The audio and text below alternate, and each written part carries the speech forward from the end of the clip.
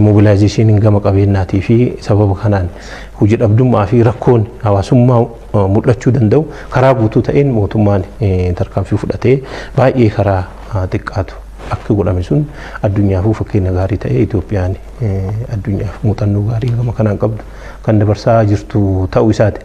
Kanaaf akka waliigalaa yoo ilaallu COVID-19 wal qabatee filannooleen akka dheeraatu kan godhamee fi akkaataan itti dheereffamellee kan seera mootummaa beekamtii heeraaf seera mootummaa kan qabuu fi kunis akkaataa taa'amsaniin kan geggeeffamu ta'uu isaa kaasuuf.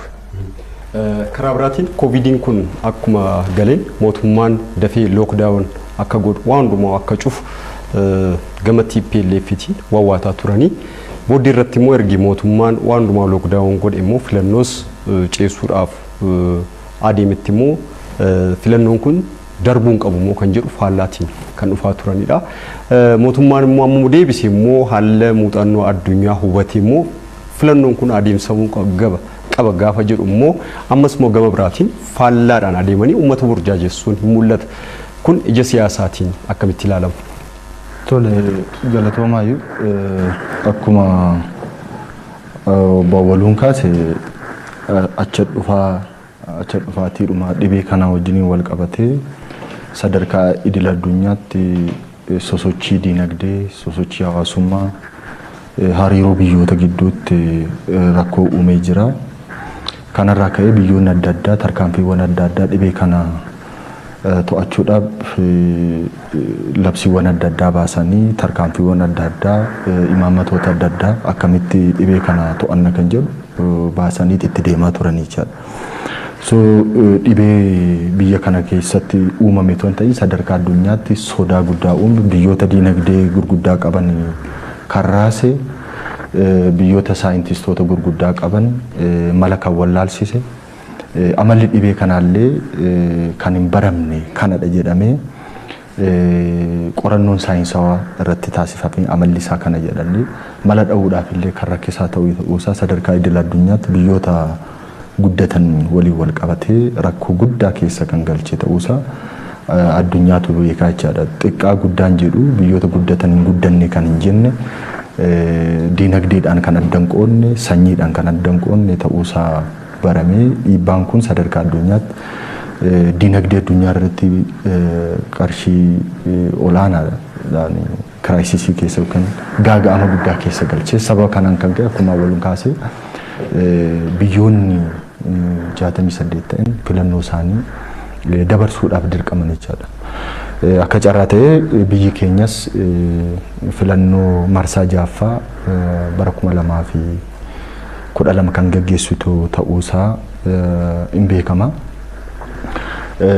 Egaa filannoon kun dhibee kanarraa walirra bu'uudhaan baniinsa yookaan qaawwa heera mootummaa keessatti uumameen barri filannoo yookaan barri paartiin tokko bara aangoosaa xumuratee sana gidduutti immoo yoo rakkoon uumame rakkoo humnaa olii jechuun tokko birmadummaa biyyaa kan gaaffii keessa galchu weerara adda addaatiin kan weerara biyyoota alaa yoo uumame maal ta'a yookiin immoo dhibeen sadarkaa weeraraatti farrajame tokko biyya kana keessatti uumame maaltu ta'a kan jedhu heerri mootummaa deebii hin qabu jechaadha.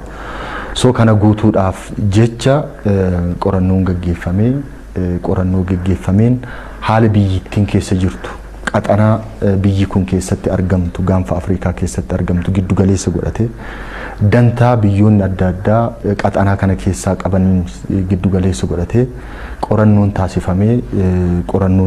taasifameen filannoowwan 4 dhiyaatan jechaadha. Filannoowwan dhiyaatan maal ta'uu qaba kan jedhu biyyi kun akka biyyaatti itti fufuu qabdi. Weerarri kun immoo dhufee sadarkaa addunyaa raasuurra ga'ee jira. So biyyi kun weerara kanas dandamattee itti fufiinsa ishiis mirkaneeffattee ce'uudhaaf maaltu mala kan jedhu aantummaa biyyummaarraa kan ka'u mariiwwan adda addaa gaggeeffamanii hiikoon heera mootummaa haa gaafatamu kan jedhu irratti walii galamee qorannoon dhiyaates baniinsa heera mootummaa qaawwa heera mootummaa keessatti uumame karaa duuchuu danda'uun qorannoon gaggeeffamee heerri mootummaa hiikoon itti kennamee paartiin biyya bulchu hamma weerarri kun darbee filannoon geggeessamuun hin danda'a jedhamee dhaabbilee fayyaa keessumaa ministeera fayyaatiin mirkanaa'ee filannoon geggeeffamuudhaaf haalli mijataa hanga jedhamutti tokkummaan biyyaa kunis eegamee weerara kanas uummatarraa eeganii akkaataan itti ce'uu danda'u irratti murtaa'ee sadarkaa kana keessatti darbamee jira jechaadha. Amma weerara kanaa fi haala biyyi keenya keessattuu jirtuu fi turte yoo laalle waan gufuu guddaatu mudate jechuu dandeenya. Tokkoffaa biyyi keenya ce'umsa irra keessa turte ce'umsa siyaasaa fincila uummataa gaggeeffame murni biyya kana saamaa ture. Giddugala siyaasaa kanarraa dhiibamee kan bahe ta'uusaa kanarratti ce'umsa kanatu hin xumuriin seerota hudhaa ta'anii biyya kana gara diigumsaatti oofaa ture sirreessanii ce'umsa gaarii uumuudhaaf sirna siyaasaa dirree dimokiraasii mijataa uumuudhaaf yeroo itti tattaafachaa turre irratti dhibeen kun dhufee jechaadha. Kana qofa miti diinagdeen keenya immoo dhibee kanarraa saamicha kana sirna wayyaanee tureen saamamaa ture dandamachuudhaaf liqii humnaa olii biyya kana keessa biyya kana maqaa biyya kanaan liqeeffatamee nyaatame sanas immoo diinagdee kana deebisanii fooyyessuudhaaf hojiiwwan dippiloomaasii garaagaraa hojjetamaa ture.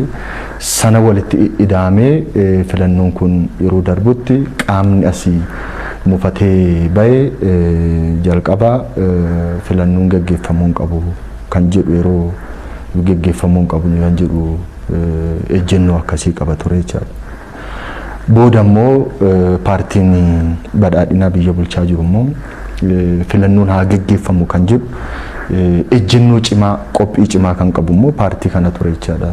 Gurmaa'insaanis sadarkaa tarsiimoonis paartii of qopheessee deemaa ture ta'uusaa biyya beekaa jechaadha. Kun sadarkaa adda addaattis ilaalamee gurmaa'insa qabuun tarsiimoo qabuun paartii kana gitu hin turre jechaadha.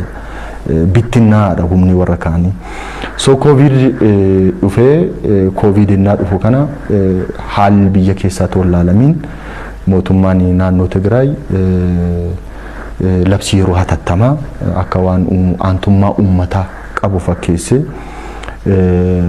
labsii yeroo hatattamaa ji'a 3 labsee booda haalli qoratamee geggeessuun hin danda'amu moo hin danda'amu geggeessuun hin danda'amu jedhe qorannoon jiru maal fakkaata kan jedhu irratti ilaalamee mootummaan federaalaa labsii yeroo muddamaa ji'a 5 labsee ji'a 3 labsan sanas mootummaa federaalaa wajjiniin wal simsiisuudhaaf isaanis gara ji'a 5tti as deebisanii jechaadha. So haala kana keessatti qorannoon geggeeffamee haalli filannoo geggeessamuu dandeessisu hin jiru. Tokkoffaa haallumti dhibee kanaayyuu hin baramne. Lammaffaa akkaataa inni itti tatamsa inni sadarkaa addunyaatti qabu immoo dhibeewwan weerara dhibeewwan kanaan dura addunyaa kana mudatan irraa adda kan ta'u namni tokko yoo xiqqaate averejii namni tokko sadarkaa nama afur qabsiisutti babal'achaa kan ture ta'uu isaati qorannoon geggeeffame kan mirkaneessu jechaadha. Kanaan wal qabatee biyyi keenyan filannoo geggeessuun rakkisaadha. Kanaafuu hiikoon heera mootummaatti gaafatamee ce'umsa kanaa booda haalli mijataan naa uumamu filannoo geggeessuun hin danda'aman jedhu qorannoon mirkaneessee ennaa filannoo mootummaan haalli mijataa waan hin turreef sadarkaa idil addunyaattis biyyoota 60 ol ta'aniif filannoo isaanii ceesise. Tokkoffaa uummanni baraaramuu qaba. Yoo uummanni jiraate paartii wal dorgomaa jechaadha. Uummanni jiru taanaan paartiilee waan itti dorgoman hin qaban.